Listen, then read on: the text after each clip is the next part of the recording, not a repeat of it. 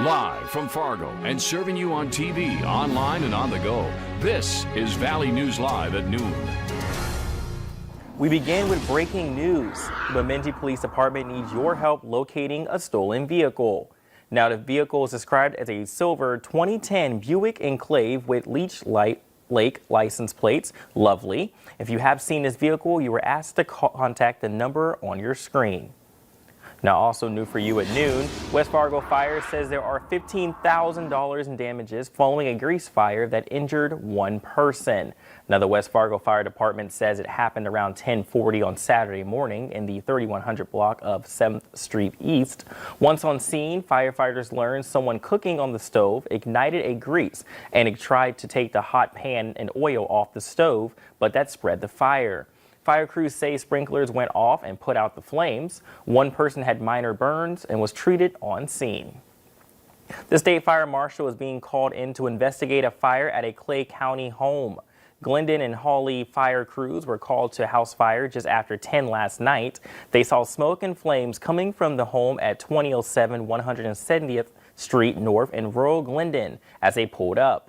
The person inside got out safely and wasn't hurt. Crews knocked the flames down within a few minutes and spent the night watching the flare-ups. And fire crews are confirming what neighbors were saying the day it happened. The massive fire was caused by a cigarette butt that wasn't put out properly. The fire started on a third-floor balcony of 137 Prairie Wood Drive on November 5th and moved into the building and attic space. Damage is estimated at $590,000. No one was hurt. Now, what a chilly start to the day. Will we see any kind of warm-up for Thanksgiving coming soon? Let's check in with meteorologist Lisa Green. Well, good afternoon. It was chilly this morning, and now we're working on warming up a little bit. We've got that beautiful sunshine out there, at least, and you can see our numbers. It depends on where you are. Down in the southeast, a lot milder. We're at 41 degrees currently in Oaks, but up in Baudette and Roseville, we're still in the teens right now. It's 31 in Fargo, 28 in Grand Forks. And check out this wind. We talked about how it was going to start picking up. Well, we're starting to see those gusts into the 30s in Jamestown and in Oaks, a gust to 30 miles per hour out of the southeast.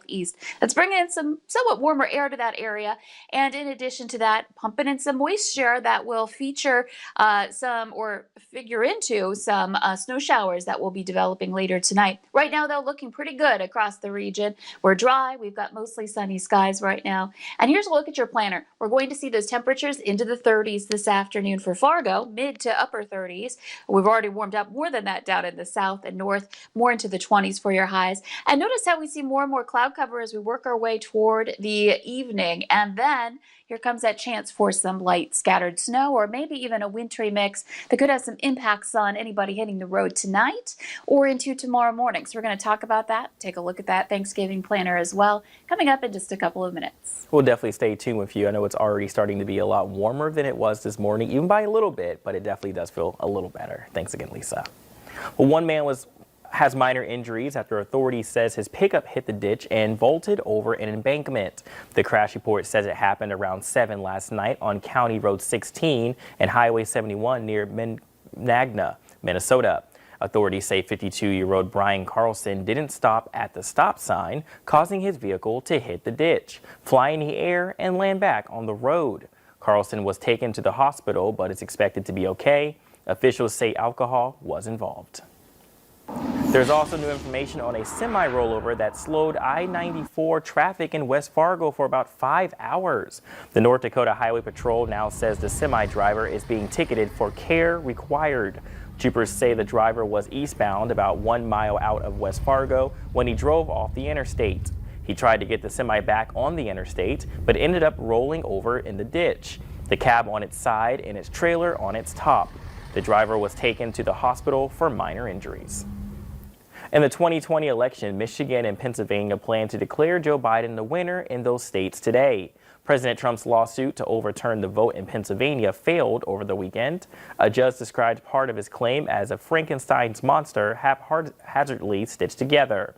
Wei-Jen Chung is at the White House. And Weijia, how long will these challenges continue? As President Trump played golf at his resort in Virginia on Sunday, a growing number of Republicans dialed up the pressure for him to concede the election. Now we're beginning to look like we're a banana republic. It's time for them to stop the nonsense. The Trump campaign insists it can overturn the result with lawsuits in key states, with Pennsylvania being a must-win. But on Saturday, a federal judge dismissed the campaign's lawsuit there, writing in a scathing opinion. In the United States of America, this cannot justify the disenfranchisement of a single voter, let alone all the voters of its sixth most populated state. Pennsylvania Republican Senator Pat Toomey said with the ruling, President Trump has exhausted all plausible legal options to challenge the result, and Toomey congratulated President-elect Joe Biden. Michigan Republican Congressman Fred Upton said his state's results would also be certified for Biden. Here again in Michigan, it's not a razor-thin margin. It's 154,000 votes. You got to let those votes stand. Even North Dakota Senator Kevin Cramer, a staunch defender of President Trump's, said it was time for the Trump administration to start cooperating with the Biden transition team. It was past time to start a transition, to at least cooperate with the transition.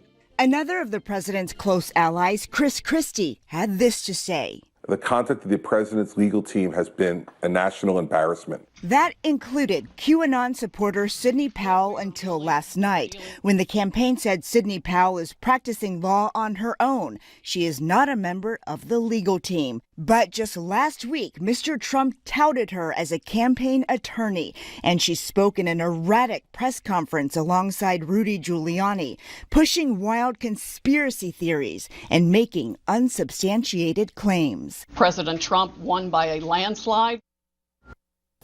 Along with President Trump and Rudy Giuliani, the official GOP Twitter account also promoted Powell as part of the legal team.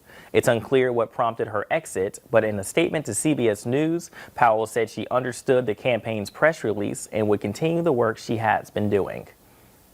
Now, the Centers for Disease Control has reversed course when it comes to cruise ship travel and now says don't do it.